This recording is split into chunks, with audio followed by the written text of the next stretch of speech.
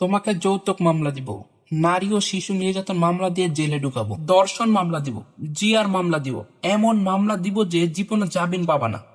চাকরি ও ব্যবসা বন্ধ করে দিব, তোমার বাবা মাকে মামলা জড়াবো, পুরো পরিবারকে কোর্টের বারান্দা ঘোরাবো।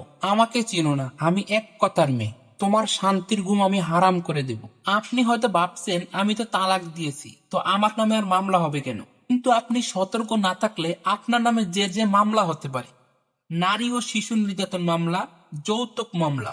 আজকের ভিডিওতে আমরা জানবো আইন মেনে তালাক দিলে কিভাবে এই মিথ্যা মামলা এড়ানো যায়। তাই ভিডিওটি ধৈর্য সহকারে না টেনে সম্পূর্ণ দেখবেন। বাংলাদেশে স্ত্রীকে তালাক দেওয়ার পরে যে যে কারণে মামলা সবচেয়ে বেশি হয়, তালাকের কাগজ সঠিকভাবে সংরক্ষণ না করার কারণে, টাকা পয়সার লেনদেন পরিষ্কার প্রমাণ না থাকার কারণে ও ভুল আচরণের কারণে বেশিরভাগ মামলা হয়ে থাকে। এই তিনটা ভুলের কারণেই মানুষকে আদালতের বারান্দা দাঁড়াতে হয়। মানুষ মনে করে তালাক দিয়েছি তো ঝামেলা শেষ করেছি। মনে রাখবেন এটাই ভুল। আইনের চোখে তখনই তালাক কার্যকর যখন তালাকের নোটিশ স্ত্রীর কাছে পৌঁছায়।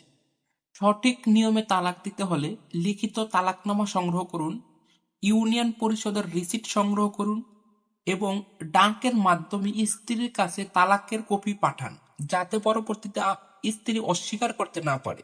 আপনাকে অবশ্যই মনে রাখতে হবে এই তিনটা কাজ না করলে পরে আপনি মামলা হলে দুর্বল হয়ে পড়বেন।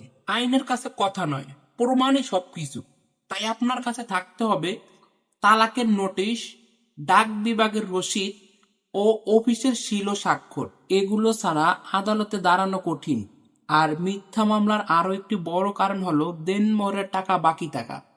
যদি আপনার কাছে দেনমোহরের টাকা বাকি থাকে তাহলে এটা দ্রুত পরিশোধ করুন। টাকা দেওয়ার ক্ষেত্রে কখনোই টাকা হাতে হাতে দিবেন না, ব্যবহার করুন ব্যাংক, বিকাশ অথবা চেক।